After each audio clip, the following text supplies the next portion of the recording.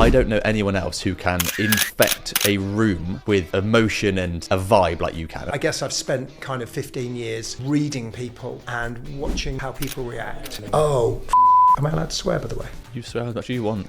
Sorry. Would you describe yourself as a perfectionist?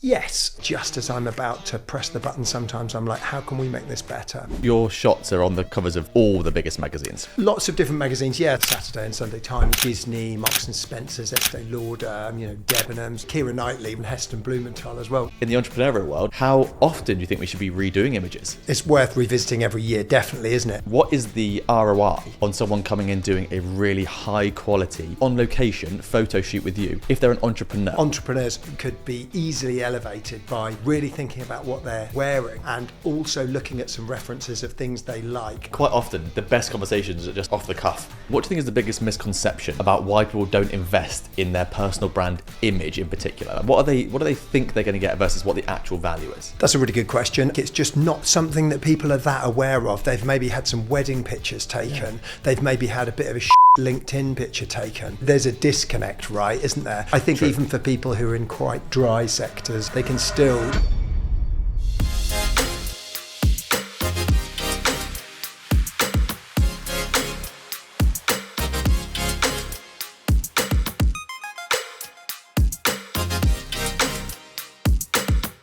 Dan, you've shot everyone from David Beckham to Angelina Jolie, but I'm really interested in how you got into this industry in the first place. Yeah, I'm from Norwich, which is a small city in the east of the UK.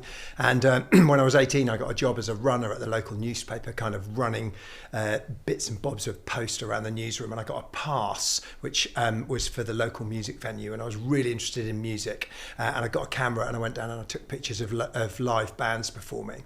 And they didn't pay me, but they put them into the local newspaper in return for a credit. So I started getting loads of pieces of published work with my name on. Everyone else was sort of photographing textural bark on trees for their college project. And I sort of realised I was building up a sort of tangible body of work, which I could then use, to potentially get me either into college or into, hopefully into employment further down the line. So it's quite addictive, getting something published with your name on. You want it to happen again and again. So my kind of learning curve in terms of my photography and then the instant reward gratification was kind of coming on really quickly. So so that was sort of gave me almost like an instant portfolio, really. And I worked for my local newspaper for a bit, and then I realised I didn't want to be sort of stuck out in the wilds of Norfolk where not too much happens. So I kind of made a few manoeuvres. I moved to Nottingham and I worked for a news agency, which was a bit more high stakes there. So sort of light air crash, over the middle of the UK type thing, go with your long lens and capture the aftermath of the air crash, or portrait of a GP for the Guardian, some guy like this with a stethoscope around his neck. So you couldn't muck up then. So at the first stage when I worked at my local paper, I made my first error where I went to cover a sports match and I forgot to load film into the camera. And I can't tell you what that feeling is like, that sinking feeling when you think, oh my God, and you never do that again, so you have this sort of the local newspaper, which is sort of fire at the local hotel, man stubs his toe on a pavement, that level of kind of news. That gave me a lot of experience, and also there were my chance to make my muck-ups, which you then don't do. So by the time I got to working for the news agency, there was no scope for error. So that was a bit more of a fast-track learning then, and it was quite competitive, and there's quite a lot of pressure. And I then thought, I don't want to be doing this for too much longer. So I took a deep breath and I took out a loan for 15,000 quid, and I bought 15,000 quid's worth of cameras, the first digital camera, and I took a deep breath and I went down to London with no guarantee of work. So I probably wouldn't do something quite as risky as that now, and like looking back, in some ways it seemed kind of, I guess I kind of knew it probably wasn't that risky, but it was just one of those moments. I think we all have moments like that in life, don't we, where you find yourself blindly pushing forward, but maybe there's a bit of intuition there, as to why it might happen. So I arrived in London sort of slightly green behind the gills, and I started knocking on doors of various publications and newspapers and stuff, and seeing if I could get some shift work, and so I'd ring in at 6 a.m. every morning and just be like, Kennedy, any jobs? No, the phone would be slammed down next morning. Kennedy, any jobs? Yeah, get to the High Court. There's some kind of injunction case. Get down there with your step ladders in the driving rain and cover that next morning. Kennedy, yeah, there's a dawn raid in Essex, so get out there and do that. So I did a lot of that, and then finally I thought, I don't want to be sort of fat and 50 on my step ladders outside Downing Street with a long lens, and so I thought there's got to be a pathway into a drier place here, maybe a photo studio or something. So I got a friend of mine who was a photo assistant, and I booked him, and I got him to show me the ropes in a photo studio. And so I did my first few photo shoots in a studio, and this was kind of a game changer, but also I didn't know anything about the equipment, so I was like visibly shaking. He was like, don't worry, I'll I've got you here, I've got your back, let's bring this light round here. And I'm like, well, what does that do? And so I candidly learnt sort of studio photography kind of vicariously through Matt, an old assistant of mine, whereas nearly everyone that you find who does what I do now, they had a kind of a period of learning via being an assistant, where you can kind of stick your head in the door and watch and learn, and then you can slowly make that transition yourself. So yeah, so that's the sort of path, really. Yeah. And so in those early days, other than you wanted to just watch these bands for free almost, what was it about photography that you liked? Because obviously it then took you down a road. You could have gone down landscape or portrait, whatever it might be. What was it that drew you to the industry, or the side of the industry you're currently in, from those early days? Yeah, I think, I actually did a course in architecture and surveying as an A-level equivalent, and I just looked out the window, and we had to build a small brick wall, and the guy came over and said, what is this, the Leaning Tower of Pisa? This is horrendous. And, I think as a kind of a young man, I think, I was probably pretty immature, and I certainly knew this was not what I wanted to be doing. And then I picked up a camera, and then when I was 18, I got a job in a camera shop in Norwich, and then I kind of got the buzz. And then when I realised I was really into music as well, so I think it was that mix of music and people that kind of lit me up. So I sort of I definitely didn't want to be doing architecture, surveying, that kind of stuff. And then suddenly there I am in a sweat-filled gig, getting told, oi mate, get out the effing way, and being pushed around. But it was such a challenge. It's such a challenge doing live music photography. It certainly was then. I was shooting on film, and the lights are moving like mad, and people are elbowing you in the back. So I was a bit like, I'm having you, I'm getting that picture, as opposed to the serenity of maybe putting this drinking glass in front of me on the table and having half an hour to think, could we improve the shadows? And I'd be gone, running down the road, finding something a bit more exciting. Yeah, because a lot of the work you do now is high pressure, right? You're working with people for 5-7 minutes, not long, got to get that shot. Yeah, a lot of what I do now is, I'm primarily, doing celebrity portrait photography, and what happens is, we get a certain window of time. Sometimes that's quite a large window, and sometimes it really isn't. And it just depends on a number of factors as to how wide the window can be. And then there's some other unseen factors as well, like, whoever they might be, the talent we call them, could have just got off a flight from San Francisco, and they might be in a really bad mood, sleep deprived, and then just, been told by the agent or the record company that, there's a delay on the album coming out. Door bangs open and they arrive into my world, not very happy, grumpy, there's no decaf coffee. That's a recipe for disaster, So in comes me to sort of rescue the situation. So yeah, it's sort of, it's really 80% about people, what I do. It really, really is. As I think, a lot of things we do are about people, aren't they? And I think whenever most of us are around people, we realise, there's a lot of good things can happen, So yeah, I guess I've spent kind of 15 years reading people and watching how people react. And we treat everybody the same, whether it might be Bono or whether it's someone from a middleweight BBC drama here in the UK. They just get treated the same, So, we're very gracious. My little team and I always make sure, can we help you with your bags? Can we get you a drink of anything? But then there's no kind of like, oh my God, you were on Saturday Night Live. You looked amazing. Can I get my picture taken with you? However, I have to tell you, I did actually get my picture taken with a guy called Sean Hayes last week. He's in a play here in London in the West End, and he's actually on a podcast called Smartless, which someone told me to listen to, which is brilliant. And I'm never really fangirling anyone, but I was like, Sean, oh my God, I'm a big fan. My little crew were like, Oh my God! Calm down. What are you doing reacting to the talent? But yeah, so in short, I think we're like, there's a potential time bomb situation. Not always, but sometimes. And I'm reading everything from like she needs help with her bag, or I just heard someone whisper over there, is there any headache tablets? Or I've seen someone shaking their head as they're leafing through the creative ideas that we're meant to be doing today. So I'm reading all of that and then adapting, So I want to take a second to speak about our sponsor, Pith and Stem, who we are thrilled to have on this journey with us. As someone who is always looking for ways to improve my healthy hustle, Pith and Stem's drop-top desk stood out to me as the best full work-from-home solution on the market. The world of work from home is changing, and a laptop or screen perched on your lap or dining room table isn't enough anymore. It's imperative that we have a solution at home that matches our productivity station that we can have in our office. But of course, homes weren't made to be worked in, and not all of us want a dedicated study. That's why I'm so happy that Pith and Stem created this perfect solution. They designed this desk with both the needs of the professional and their home in mind. It's perfect because it allows me to have a full productivity station that suits my needs and helps me get the most out of every minute that I spend at it, not only so I work comfortably, but that I actually enjoy it. And the best thing about Drop Top, I can close and lock it at the end of the day to keep work and home separate. And it looks awesome on the wall. You can get your Drop Top desk anywhere in the world from pithandstem.com, or just Google Drop Top and you'll find it pretty quickly. There's not many people, Dan, that I would say are the master at what they do. And I'm actually going to divide what you do into two things. So you've got the actual tangible stuff, right, which is the photography, even if you can't touch the pictures.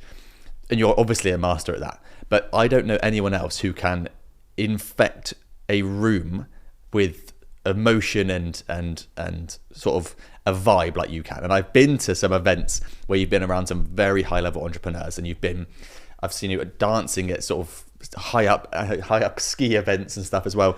And you're able to infect everyone with your happiness. And that's the part that I think is really, really interesting. We will get into the power of high quality media and personal branding and stuff, which is almost what you mentioned earlier about how you grew your business from the addictive nature of wanting to get your personal brand out there and show your work. But I am really interested in how you get someone to give you their time. Because if you've got 5 minutes with Lady Gaga or whatever, or 7 minutes with Beckham, like you say, if they are in a bad mood, you've got to make them do what you need for the shots because you need to get paid, but also your team also need to all understand the mission that you're on. So in growing your business, and I now know that you teach loads of people how to do this as well, what is the main bit of advice you could give someone who isn't naturally perhaps a positive person or an extrovert like you might describe yourself? What can they do to be like, this is how I make people love what we're about to do and lean into it and be happy with what we're trying to achieve here? Yeah, that's a really good question. And I think, that is something that I am literally having to do daily and have done for a long period of time. And I think I, again, candidly learned how to do that because the net result was a good result. So I realized, oh, well, hang on, let me tweak how I'm operating here. And now it feels very subconscious, but I think, there were probably some conscious decisions along the way. And I think, it's about, I think control is a really big word to use here, and a really relevant one. And I think as soon as the door bangs open, whoever he or she might be who's coming into my world for that half an hour or 3 hours or 15 minutes, they're immediately eyeing me up. They're sizing me up. Right, okay, so what's happening here? Is the place a mess, or is it a bit like a calm restaurant kitchen run by good chefs? Is he in control? I'll breeze over. I won't run over to say hi. I'll breeze over. Maybe I'll take my time before I turn around from the monitor and go over and introduce myself. I'm in control to start with. And then I want them to see that everything happening in this room is in control. So I'm calm. And then as soon as I go over to meet them, I know everything about them. They had their hair dyed yesterday morning because I saw on Instagram and I checked that. They just they've recently been divorced 2 months ago, and in the last few interviews, they seem really on edge. Similar to you do all your research before you have a guest on, and you know how important that is. So I'm all over them in terms of what's going on, and then over I go and just sort of introduce myself and immediately give them an out So I'm like, hey, Elizabeth, really nice to meet you. By the way, God, I thought last night's episode was fantastic. I'm Dan, the photographer, by the way. Just to let you know, shot 1 is over there on the leather sofa. Shot 2 is going to be with you by the window. And there's an access onto the roof. And so I'd love to do the last picture, shot 3, up on the roof with the London skyline behind. It's now 12:15. We'll have you out of here at about 1:30. How does that sound? And when I say that, I can then see their shoulders go down a bit. They're like, oh, fuck. Am I allowed to swear, by the way? You swear as much as you want. Sorry. You can swear. I see their shoulders go down and I see them think, oh, he's in control. So wherever they've come from, they now know they've got an out, which is in an hour and a half. They apparently just have been in front of someone who seems to know what's going on. So they've got the best chance of having an all right couple of hours. Yeah. Because with many of these people, and the more senior they kind of are, the bigger I guess they are as a talent, the more draw on their time and stuff like that. And so if it's a little bit of if it's a bit of a safe refuge for an hour and a half or 2, then they're likely to be in the best possible place they can be in for me. You know, does that sort of make sense? Yeah, completely. I think it's so true. And if I give an example of the business space, you know, we work with a few agencies where they're doing services for us. And the ones that I like are not necessarily the ones that get the best results for us. They're actually the ones that communicate the best. Because there's nothing more frustrating to me than someone who can't say what's going to happen. So if I came into your studio, and perhaps we should do it better with us. When you come in, we're like, you're going to start now, you're going to record for 1 hour, and you're going to leave here. We try and do videos when you turn up and stuff, but there's so much to learn from even that. Because if someone's got 5 or 10 minutes and you've given them that exact framework, I can see how it would relax them so much. Someone who's not used to even needing to see your face, they're just told, pushed, moved, shot, gone. So that's why you have clients that will only shoot with you as a photographer, right? I think that is the case. Yeah, I know for a fact that there's 2 reasons that I get booked. So when, you know, if it's, say, you know, a big magazine, you know, have got, I don't know, let's say it's Keanu Reeves flying into London, you know, they'll be going through the list of who they might put on that job, you know, which photographer they might commission for it. And I know I get commissioned for 2 reasons. Number 1, how quickly I work, and number 2, how I am with the talent. So those 2 things are the reason that I might get picked. It might be that whoever's flying in for the shoot there's no problems, there's no stress, there's no time delays, and whoever he or she is, you know, they want to do some really epic shoot. They've built a fake pool with black water in it, and they've got a dress with, you know, and there's loads of dead flowers in the water. They might use somebody else for that who they think is more creative, but not as good under pressure. So they're the reasons I know I get booked. So they might be like, oh, let's get Freddie Pullen for that. We know he'll nail it in terms of creative, but maybe he won't be quite as reactive as Dan Kennedy. I will get you a cover shot no matter what. Like, I mean, even if you're, you know, if he or she is leaving and walking down the corridor, we'll get something. Haven't you got? I've heard you tell me this story before. Somewhere on a ski trip where you literally had to do it while someone was walking, when they're storming out. And you were like, I'm getting the shot. We did, well, actually with Keira Knightley, she was about to go, and my assistant held up we always carry a piece of black velvet, because black velvet sucks all the light, so you don't get any detail on it at all. Okay. So it's always in our kit, wherever in the world we are. We always have a piece of black velvet. And if the shit really hits the fan, the assistant's arms are up with the black velvet behind the talent. I'll zoom in a bit, go in really tight and just get them engaged. Okay, just wait for 1 second. You're out of here you're going to be out of here in 10 seconds. Just wait there. And then I'm in and I'm close. And then we get something, and that can be made to look like, you know, a Time magazine cover or whatever it might be. And the black just goes to pure black, which kind of reveals them for who they are. So yeah, we have a good idea. We have to use that. And talking like Time magazine, right? Your shots are on the covers of all the biggest magazines. Lots of different magazines, yeah. So I have sort of 2 types of clients, really, editorial and commercial. So editorial are magazines, things like the Saturday and Sunday Times magazine, where you'll sometimes see my work. And then commercial clients I have who will have often seen some of my magazine work and then decided to book me to do their kind of commercial kind of campaign. So I've worked with people like Disney, Marks and Spencer's, Estée Lauder, you know, Debenhams, lots of different names, sort of high street names and non-high street names as well, you know, that you may or may not have heard of. So I'm quite lucky. I have a really weird and wonderful mix of clients. I've just spent 2 days with an amazing chef called Alain Roux and Heston Blumenthal as well, which was amazing. I'm really into food, so it's kind of quite cool for me to do that. And I also work for an amazing entrepreneur called Mrs. Alice, who does these things called tablescapes, where she lays tables out to make them look beautiful. And she's just she's kind of a bootstrapping entrepreneur who's just broken into the US. She's impressive in her drive, and she's kind of gung-ho with it as well, and it's all working out. So we kind of fly by the seat of our pants, and we'll end up in Marrakesh, and we'll be shooting some of these tables on a rooftop, or last year we went to Lake Como, and some of the stuff didn't arrive, and it nearly didn't happen, but of course it all did in the end. And so we have a ride on that job. It's great. I love it. It's the variation that I kind of love. Exactly, the variation. What I'm really interested in, Dan, and what I want to talk to you about really is that I'm really interested in how business owners and entrepreneurs, we don't always look at other industries to then benefit us. And so some people right now are doing this because they're, YouTubers, for example. Business owners are looking at YouTubers and saying, how can I make my video better? And they're bringing it into their business. And I know that you've worked with some incredible entrepreneurs who have said, actually, I should have really high quality still shot media as part of my assets. And so I'm interested in how that happens, how they approach you, what they're looking for at the time, how it benefits their personal brand. But I guess to start with, I think we should go back to when you were getting your credits in the newspapers, and you mentioned that you loved the addictive nature of your name getting out there, because that was, you building your personal brand, which has probably gone some way to helping you get to where you are today, right? So can you take us through that story of when did you start to realize that the personal branding through your images and your name was starting to lift you up into the industry?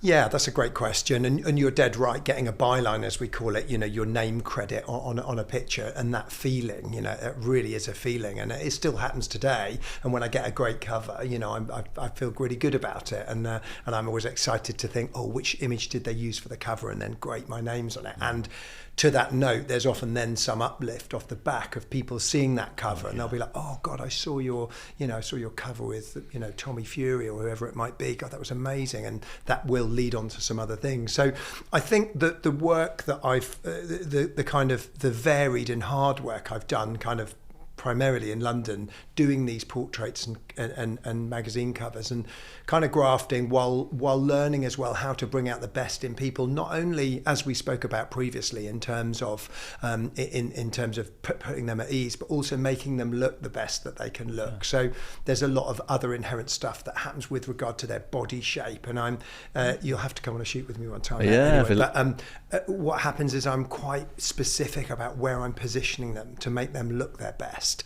and that's something that I've just learned along the way, really. So some people are like, wow, you're really directing me, thumb back, hand up a tiny bit, wow, God, you're quite specific. And then they come over to the monitor and they see the results, and they're normally like, God, I look great, hopefully. Yeah. And so that's me looking through my lens and then reading the body shape to think, am I making them look a bit dumpy, and am I shooting too low? No, I've told them to lift up, let's turn them a little bit, and then let me come a tiny bit higher, and already through my lens I can see, wow, you're definitely looking better. But yeah, in terms of, but to your point about about I suppose a personal brand from my point of view, I think it's the portfolio, really. People will look back through and think, oh wow, God, you seem to have spent more than just one photo session with Dame Joan Collins. God, that something must be kind of all right if you're doing that. And I have a whole random raft of clients. I have some high net worth clients, and I think they probably look at that back catalogue and then think, okay, well, we want him to do it in the same way that if money was no object for you, and you were living in London and you were super busy and you wanted a GP, you'll probably be like, okay, well, where's the best private GP that can just come to me? Yeah. I want get me an appointment in 2 hours. They need to come here. I'm not going anywhere. We can make that happen. That must exist here in London. So I think people who move in those circles, they just want they want a great quality, and so I think that's how we get commissioned for some of those kind of things. Yeah. So and some of those high net worth individuals are just looking for they're looking for great imagery. For themselves. They want to look their best, and hopefully I'm able to make them look their best. Yeah, I think it's a really interesting point. So you're talking about obviously the back catalogue, but if I take this to entrepreneurs, right? So almost anecdotally, so our podcast changed in trajectory when we started using a studio, because you go from your iPhone to just a camera to a studio, and the next step would be to have your own studio or a touring studio. And I can understand that it's the same thing with your work, right? If an entrepreneur comes to you and they've had loads of images done, whether they're professional or not, if they're not up to your standard, you would look at that back catalogue and say, I can see that you weren't perhaps making as much money then as you are now. We need to redo this. And so what is the ROI on someone coming in doing a really high quality, maybe on location photo shoot with you, if they're an entrepreneur? So it's not necessarily a direct correlation, but there must be some sort of tangible that you're like, it's really worth doing it. Look at X, Y, and Z. Yeah, totally. And I don't necessarily scream about doing it, just in that we're so busy with other things. But yeah, there are some absolute things I see that like all the time, which is just like, you just bought a brand new shirt. It's probably Hugo Boss, but it's still got the creases down the front. And also, did you think about having your hair cut? Actually, we have quite a few SOP type documents, and I have 2 producers who work with me who help me kind of organize everything. And actually, if we're ever doing any higher level corporates, we do put it's on the SOP to put into the pre-emails to say, in the nicest possible way, I said to the producers, you work out how to word it, but basically say, can you brush your hair and actually maybe have a haircut?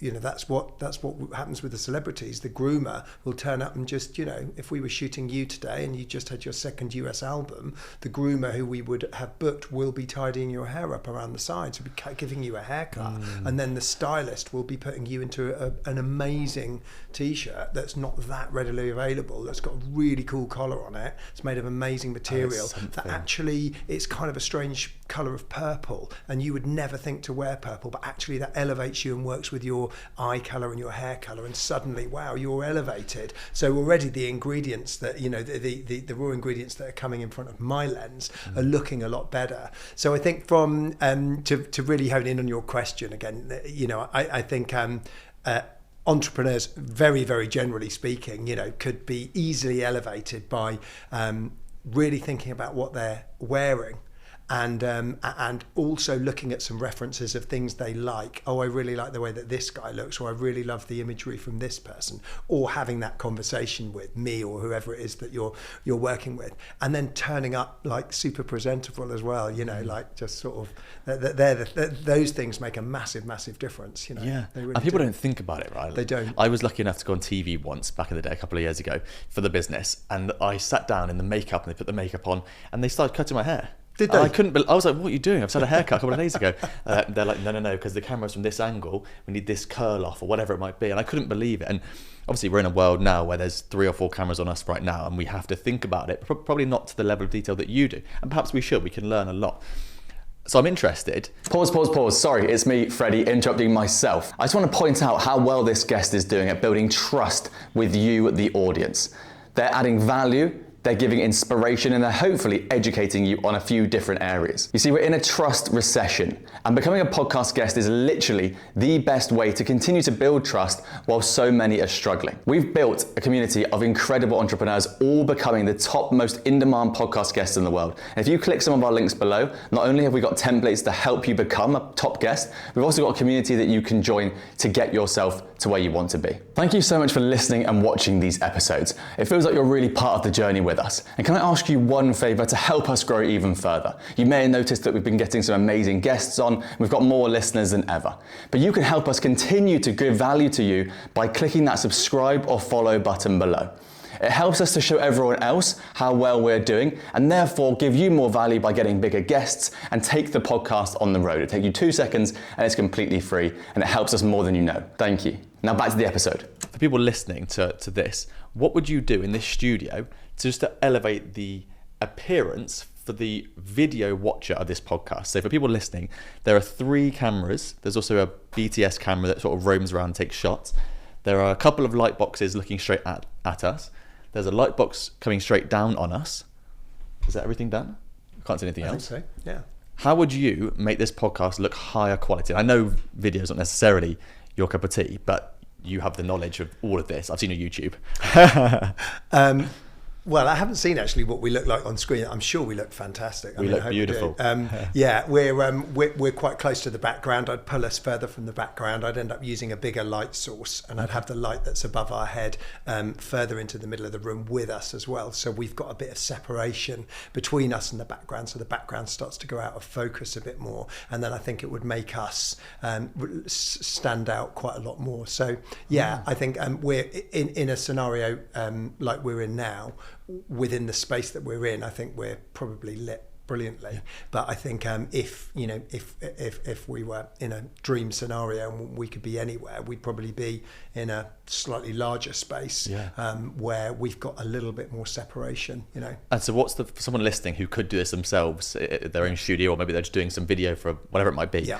What is the benefit of having the slightly blurred background? What's the benefit of the lighting being different, getting rid of shadows? What does that do for us? Yeah, I think it's just making you look the best you possibly can and helping to make you look pretty professional. I mean, people generally seem to have kind of nailed it in terms of, a lot of people have, in terms of, I mean, you and I are now being lit by a big soft light that's got something called an egg crate in front of it, which just directs the light onto us a bit more. And that's a really flattering light. And it's pretty easy to get one of these to use at home now. And I think a lot of people do that, but it's like really worth, it's really worth investing a bit into a light source like that, even if that's all you did, and then getting that as near to you as possible without it being in your frame.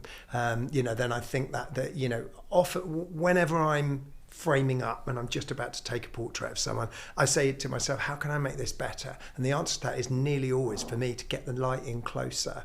Light does some interesting things. It has a sweet spot. Every light has a sweet spot, and some of the lighting attachments we use have really specific sweet spots. So we're getting that light really into the perfect position. With these ones that are lighting us today, these kind of big soft light sources, there's less of a sweet spot, but there definitely still is. If we got these in closer to us when watching back, you'd be like, oh, we look kind of cool. So getting the light in as close as possible is nearly always a good thing. So I guess in this kind of scenario, the counter argument is we don't want to be jammed up against the wall, but when you're trying to get the best shot possible, you're going to do all these things, right? Of course. Anything. Absolutely. So you've touched on SOPs for shoots, which already in my mind is like, I'm trying to think about how we do it. So we move the cameras whenever we go to a new studio, we try and get the over-the-shoulder shot. But yours and your team must be super specific, because you can't have people running around, moving wires. So how have you built out SOPs for what you do? And also, how do they operate when you've got these high pressure environments? Yeah, that's a good question. And I guess the SOP side of things comes more into play if we're doing more of a corporate type shoot. Okay.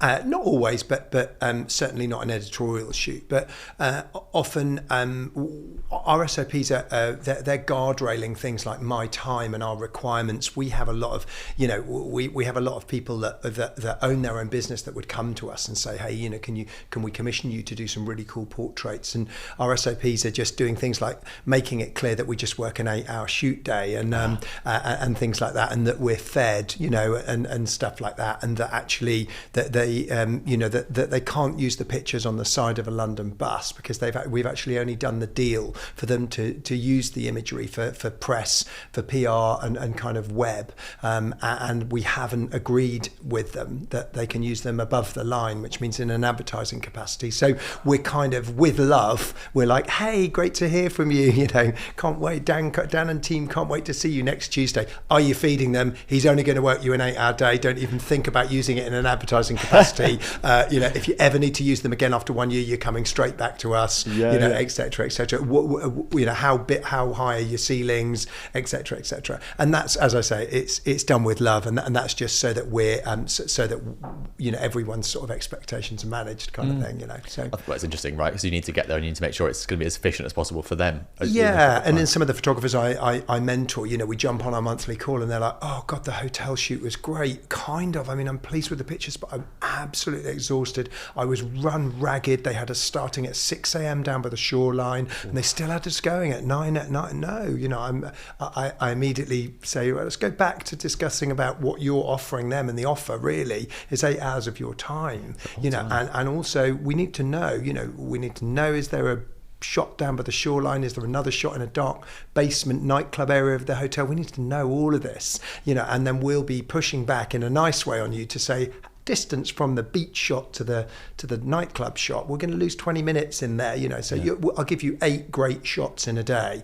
If you want more than that, something's got to give, the quality will start to go. So, and in a lot of those scenarios, it's a business owner who's maybe bootstrapping, and of course they're paying us a lot of money and they really want their pound of flesh, and we understand that. So it's helping to educate them that they're going to get a great result on a set amount of images. But this is it's classic things that we see happening with photographers sort of earlier in their career, is they're just giving away too much. But they've not got the experience that you've built up over your career, right? And I think it's really interesting, this blend of creativity with sort of the business mentality of there has to be guidelines, like rules. There has to be things in place to actually get you the result as quickly as possible and to a level that someone's happy to pay money for. So can you think of an example, or give me an example where you've utilized all your SOPs or your experience on set to keep people happy, that has then created a long-term partnership or a long-term client off the back of it? Yeah, I think a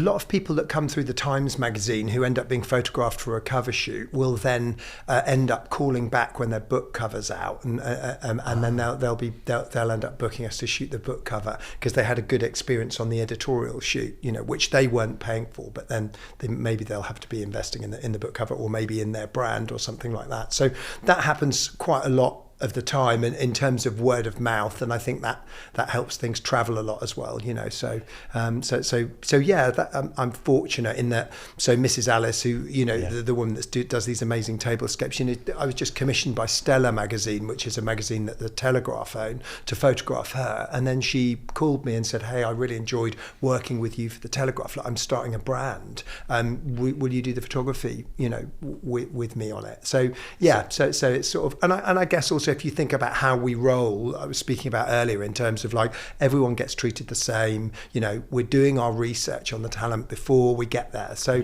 kind of we're setting ourselves up for a win a bit there anyway, I think. And I think that's that stood me in such good stead really over the medium term, making that conscious effort to come across as nicely as possible, deliver a good result, follow up as well. We were following up with people, hey, it was so nice to meet you, and I really hoped that's in the SOPs as well. 3 days after the shoot, after the deliverables have been sent out, then they'll just be like, hey, it was really nice to meet you. I had a guy recently who he contacted us and was like, he said, oh, I had a photo shoot done, I hated the pictures, and I'm really interested in jumping on a call with Dan, and so that got put in my diary, the call with him, and we had a call, and he spoke quite. He said, "Oh, I'm very interested in retouching the pictures, maybe a little bit on set if possible, and I'm quite particular about where I'm lit and stuff like this, and the way I'm lit." And I got to the end of the call, and I just thought, I'm going to turn that down. That's got a problem written all over it, So we turned him down, and he was like, well, "What do you mean you're saying that?" No, you're not turning me down. What was it that I said that upset you? Oh, no. No. I was like saying to the producers, oh God, I just think it was a no. It's just that this never happens, by the way. And he was like, well, I'm not having it. I'm just not having it, and he would not have it. So, and I never do this. It's not really how I roll at all. But I kind of like, I just laid out my terms. So I was like, okay, right, this is the deal. Have another look at my website. See if there's some shots that you like on there. By the way, they will have been retouched to a certain standard. If you like that, that's how you'll end up looking in terms of the retouch finish. So no, you're not allowed to do any retouching on set at all. No, this is how you're going to be treated the same as everybody else. We'll do the shoot. I'll light you how I light everybody for a magazine cover. You're going to get lots of choice. We're going to have the pictures retouched afterwards, And he was like, oh, okay. And then when we did the shoot, actually, we did it a couple of weeks ago, and he's a lovely guy. Can't tell you too much more about him, but he's a very, very nice guy in the end. And he shook my hand at the end and said, I don't know if I'll ever find out why you turned me down, but I'm really pleased you didn't. So it's really nice. Isn't that so interesting that some people they just think they can push creatives in particular around. In actual fact, you've been able to turn it into, well, this is what happened. This is why I've been successful. This is where we go wrong if we don't follow this line. Absolutely, yeah, and I think that's experience, isn't it? Again, back to a junior photographer would probably be like, oh God, yes, of course, anything you want. Yeah, can we jump in a taxi and do a shot outside Big Ben, all into the bargain? No, so it's pushing back, isn't it? And I think, when we push back generally, a lot of the time we think it'll be an absolute no, and often there's some respect there anyway, isn't there? If you look at that from a broader kind of point of view, Is there a mistake that comes to mind over your career that you think held you back in your career growth that you've now learned from everything you explained to us now? That's a really good question. Is there a mistake that I've learned from? I think I just made a lot of micro mistakes that I just tweaked along the way to get to the area that I'm working in now. And rather than mistakes as such, and believe me, I made mistakes left, right and centre. I didn't load my film. I remember one time nearly crying as I just came up the stairs to the apartment because the data card would not read in the laptop, and the pictures weren't there. They were there, they just weren't viewable. I'm sure you feel my pain, and all of that, and also, I'm sure I think one time I got, removed from a shoot because I'd photographed this person previously, and they thought that they'd noticed me not being very nice to an assistant, and all of these micro little things. But I think so I don't have one really juicy answer for you there, but I think in terms of a ship that's been guided, I think there's just been little things that have happened that have tweaked me along to get me to the place that I'm in now, and I think a lot of constant reflection, like rather than, and I don't mean to sound arrogant in any way that I didn't make lots of mistakes, but rather than like mistake, look back, post-mortem, learn, go forward, mistake, look back, post-mortem, not so much, but more just like, how can we make this better? And also I sort of felt like I ultimately should have been in a control type environment. If you're a wedding photographer, it's hard work and there's not a lot of respect there. It's literally, you could potentially muck up the best day of their life, and people are like, young man, can you come here? Yeah. Did you get me and Auntie Susan? Okay. Excuse me.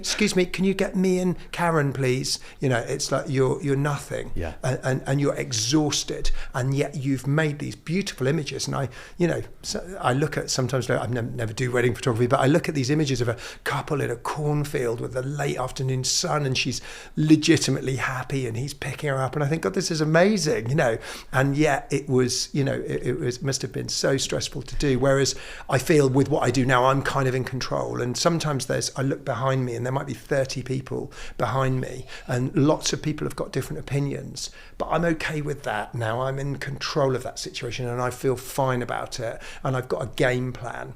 And just as a note on that, which we haven't touched on as such, but is a massive part of what I do, and that is planning, So just in terms of the pre-planning on the shoot, what am I going to do? I do a shot list, I do loads of research on how the talent is looking, maybe they've had their hair color changed, maybe maybe they've bulked up for a big role, whatever it might be. So I do loads of Google image research, and then I make a plan, a really firm plan. And it might be that plan goes totally out the window.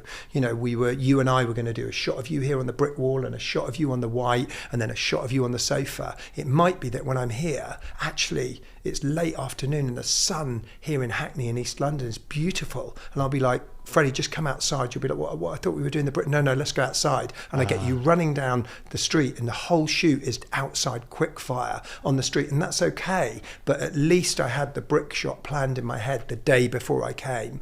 because I image researched the studio. I knew shot 2 was against the white wall. I knew shot 3 was against the sofa. So that's locked down within an inch of its life, but with a caveat to be able to say, screw it all and let's just, what the hell, there's a rowing boat and a small little lake down there, and I get you in the rowing boat, and by the end I'm like, mate, I know it's a bit of an ask, but could you just fall in for me?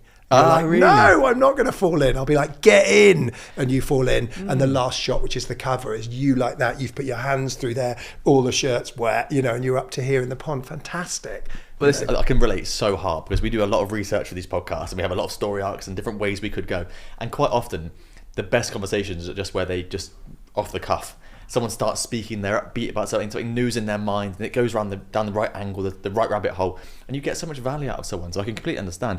I think the planning side is something that we can all learn from, though, from what you're saying there, because if I try and bring this across to entrepreneurs, well, firstly, what do you think is the biggest misconception about why people don't invest in their personal brand image in particular? Like, what do they think they're going to get versus what the actual value is? That's a really good question, and I think I think it's just not something that people are that aware of. They've maybe had some wedding pictures taken. They've maybe had a bit of a shit LinkedIn picture taken that they didn't really love. That they're clinging onto because they still look a lot younger than they do now. So there's a disconnect, right? Isn't there? There's also vanity splices through that. So actually, sometimes we see people coming through who are like, you know what? I'm going to chuck some cash at this. I'm going to buy a really nice brand new crisp white Hugo Boss shirt, and I'm going to look the bomb. I'm going to get my hair cut. I'm going to have this shoot done just after my holiday, so I've got a bit of a tan, and then sometimes I'm looking at people and we're kind of trying to make them look a bit, if it's a guy, trying to make him look a bit more GQ, Nice. And then people, the benefit is there. People are like, oh my god, I saw those, your pictures look fantastic, so I think I think people that is a misconception, that people that they don't place high enough value on it. Look at all the work that you and I know about being a key person of influence, for example, and positioning yourself front and center. But I think often great quality imagery of yourself is kind of lacking. I think that, to your point then about not understanding it, I think that's incredible. I mean, before I met you, I don't think I ever thought about it. I was like, it's video. You've just got a good quality video, but actually the images are on every single profile and every single. If someone says to you, "Oh, do you know what? Actually, podcast is a great example. Can I have your bio and can I have some headshots?" And they send over some blurry stuff that's really out of date, which is another point I want to come on to. You look at it and go, "Should we use that, or should we try and find something else ourselves?" And that can be embarrassing, right? When you say we're not going to use your ones. So I guess there's also a part there I'm really interested in your opinion on, which is, how often do you think we should be redoing images? Like, what does it look like if someone, to your point about the actors and actresses come in, they've had their hair changed? In the entrepreneurial world, what about if they've shredded down for summer, or they've put weight on for something, or whatever? Like, how often should we be updating things? Yeah, I think it's worth revisiting every year, definitely, isn't it? And maybe sooner than that. And also just, thinking about things which settings and backgrounds that could give you some really good variety, So it's like with a little bit of forethought, it could be that you're, photographed in like, in a bit of an industrial kind of space, or you have some shots done in the City of London area where it's, where there's lots of glass and steel, but you're shot quite early in the morning, and there's some cool angles and there's a shallow depth of field. Well, I'm sure you're already getting a picture in your mind's eye, or already that's making some really average looking person look pretty cool.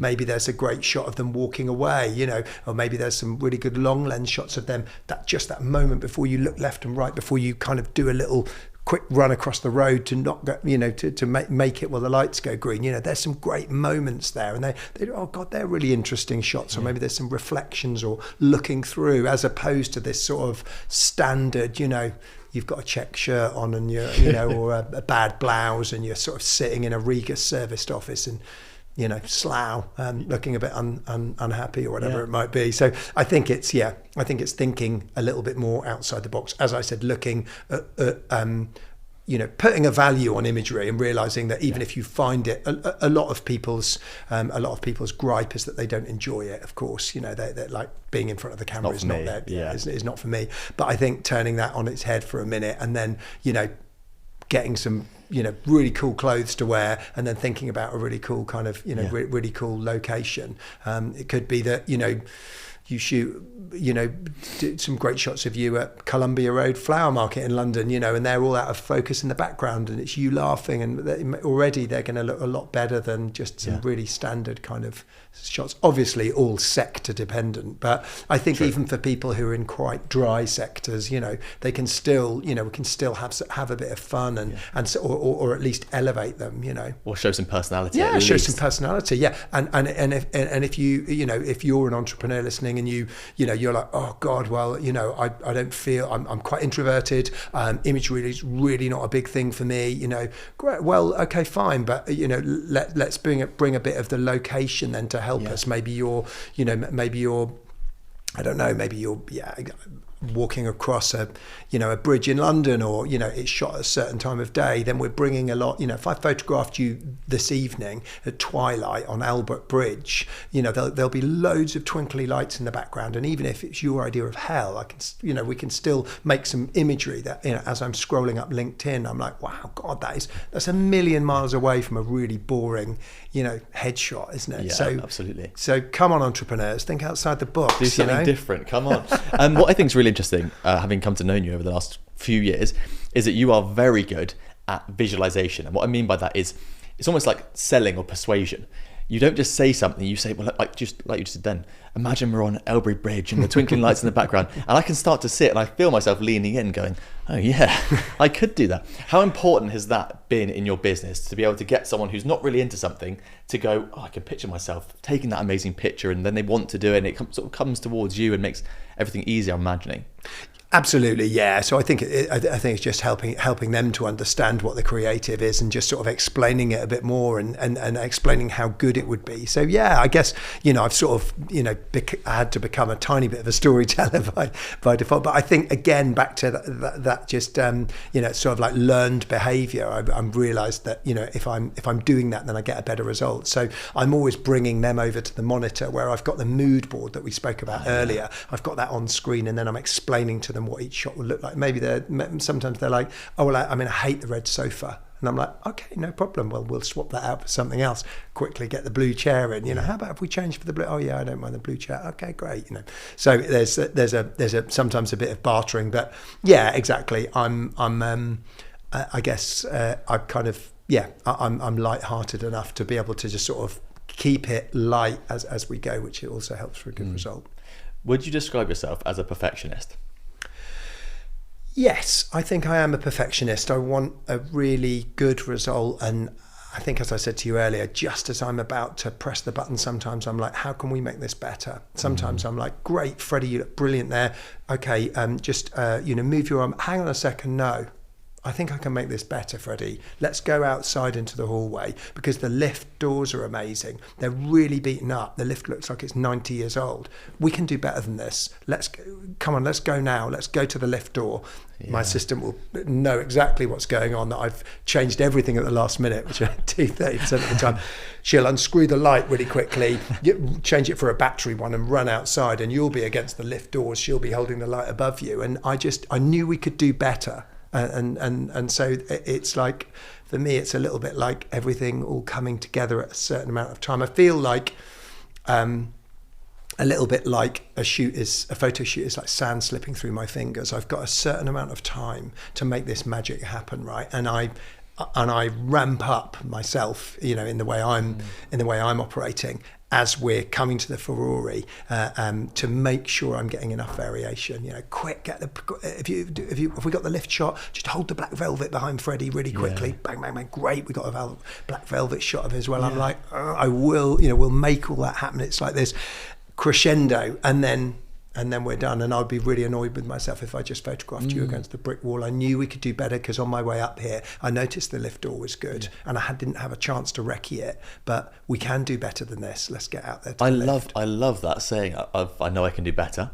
That's such a good way of doing it. And also, like, if I was in a photo shoot with you and people were rushing around and it wasn't chaotic, but they're doing stuff quickly, I would feel so respected. No one's walking slowly and not quite doing stuff. I'd feel like, well, this guy's he's got it all working like an orchestra. It's really exciting, but it's also respectful.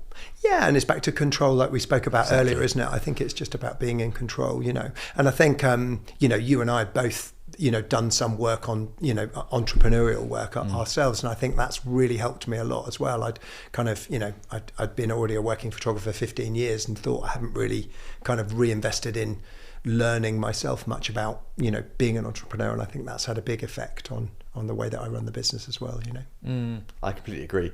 What would you say is something that most people would never guess about working in the world of photography?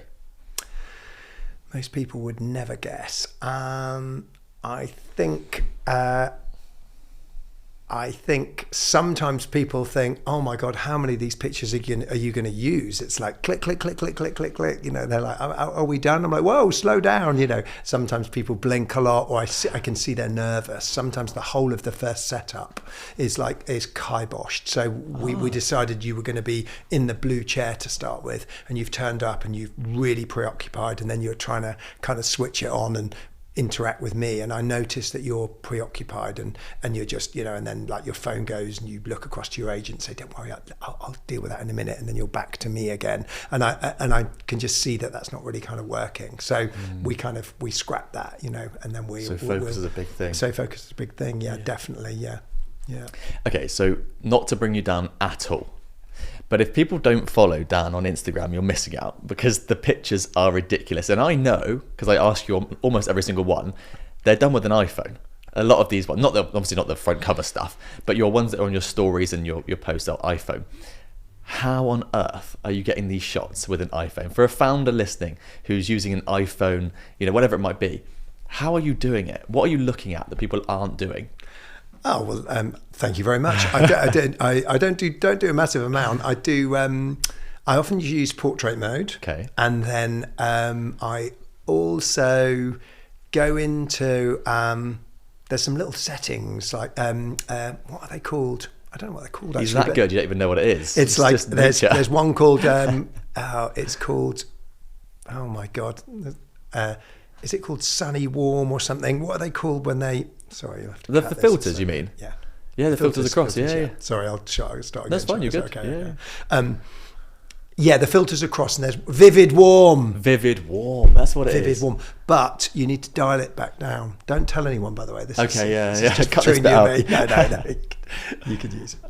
Vivid Warm, but then I dial it back down, and then I play around with it just a little bit. And I'm doing the same, by the way, on my main shoots, and I'm just using a different program to do it. So Capture One, which is the program that we use for that, I'm doing the same thing. So I open up the picture and I'm just looking at it, and so I will go to, on the iPhone, after I've taken it predominantly in portrait mode, I would then go to Vivid Warm, but then dial that back down a bit, and then I would sometimes add a bit more black to it, and then I go to the sharpen and add a little bit of sharpen to it, and then I nearly always vignette it, which is darken the edges a little bit, and those few things seem to make it a little bit more. But you also you wouldn't shoot a massive thing. Yours are always quite zoomed in. Like you're very specific on the thing that you're taking a shot of, which I always think people do wrong.